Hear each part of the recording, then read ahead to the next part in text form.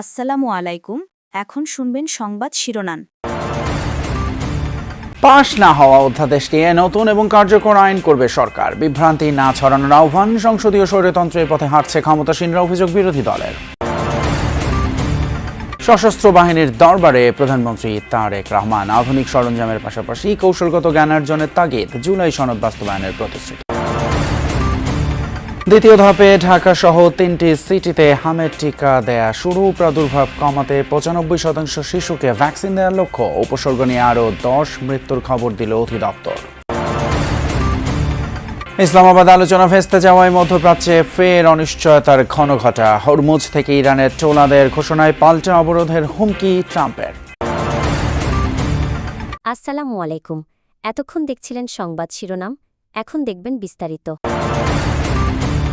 বিচার বিভাগের স্বাধীনতা, মানবাধিকার এবং গুম কমিশন সংক্রান্ত নতুন ও কার্যকর আইন করবে সরকার। এই ধরনের 7টি অধ্যাদেশের বিল পাশ না হলেও তা বাতিল হয়নি বলে জানিয়েছেন আইন এবং স্বরাষ্ট্রমন্ত্রী।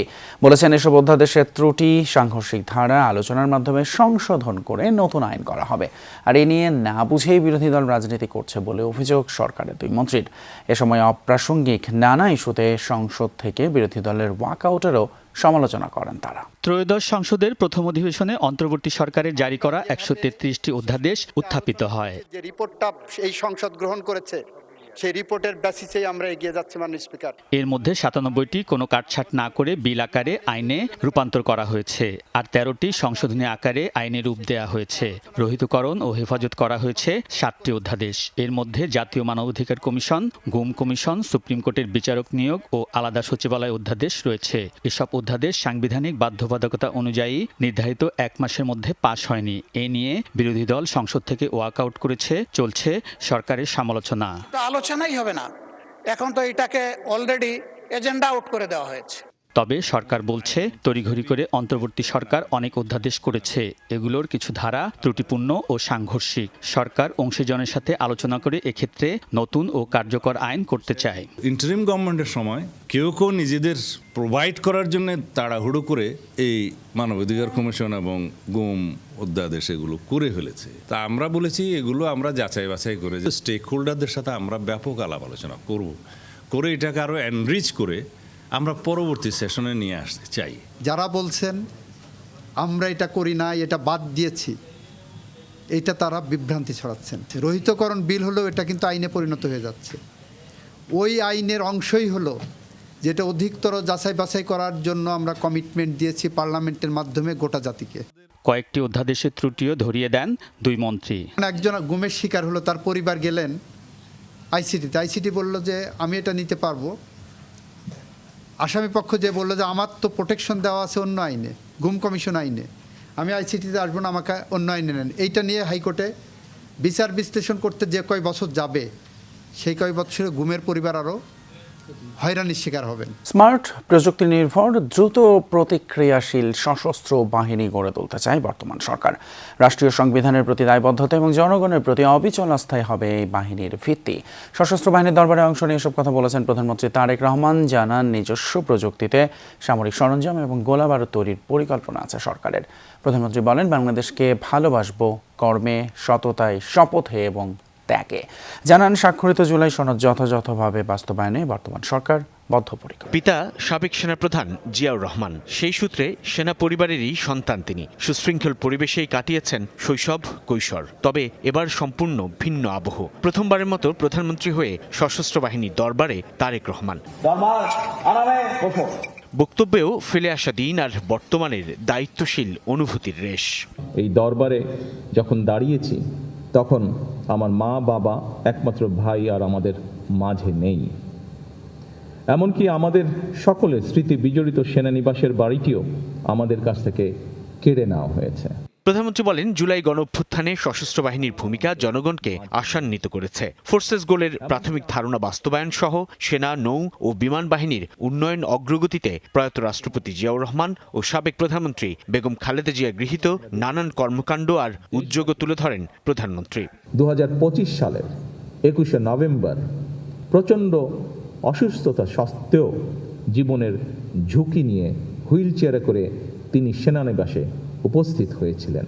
একদিন পরেই তিনি হসপিটালে অ্যাডমিট হয়েছিলেন এবং সেখান থেকে তিনি আর ফিরে আসেননি।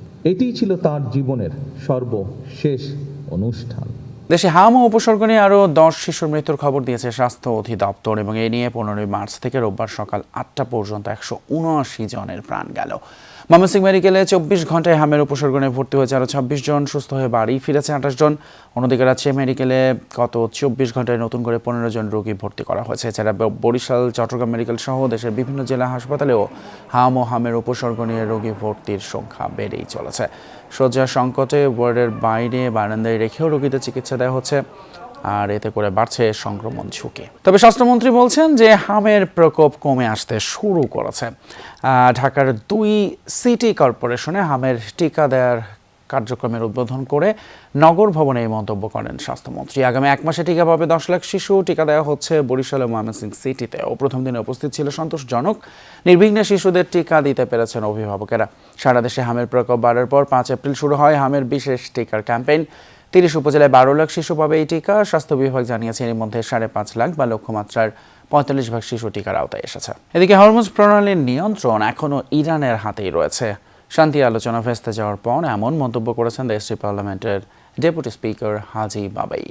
আর এটিকে আলোচনায় ইরানের পক্ষ থেকে রেড লাইন আখ্যাও দেন তিনি। এই পথ দিয়ে তেলবাহী জাহাজ চলাচলে ইরানি মুদ্রা রিয়ালে টোল পরিশোধ করতে হবে বলে ঘোষণা দিয়েছেন। অপরদিকে সামাজিক মাধ্যমে মার্কিন প্রেসিডেন্ট ট্রাম্প জানিয়েছেন দ্রুতই খুলে দেওয়া হবে জলপথ। হরমুজ প্রণালী থেকে মাইন সরানোর কাজ চলছে বলেও দাবি করেছে মার্কিন সেন্ট্রাল কমান্ড। তবে প্রণালীটি দিয়ে কোনো সামরিক জাহাজ চলাচলের চেষ্টা হলে কঠোর ব্যবস্থা নেওয়ার হুঁশিয়ারি দিয়েছে ইরানের বিপ্লবী গার্ড বাহিনী। অন্যদিকে অবিলম্বে হরমুজ প্রণালী অবরোধ করবে যুক্তরাষ্ট্রের নৌবাহিনী, এমন ঘোষণা দিয়েছেন মার্কিন প্রেসিডেন্ট ডোনাল্ড ট্রাম্প। রোববার ইরানের সাথে যুক্তরাষ্ট্রের শান্তি আলোচনা ভেস্তে যাওয়ার কয়েক ঘন্টা বাদেই এমন ঘোষণা দেন তিনি।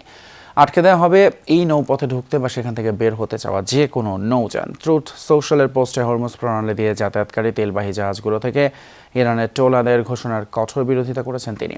ইরানকে টোল দিয়ে কোনো জাহাজ নিরাপদে হরমুজ প্রণালী পেরোতে পারবে না এমন হুমকিও দেন।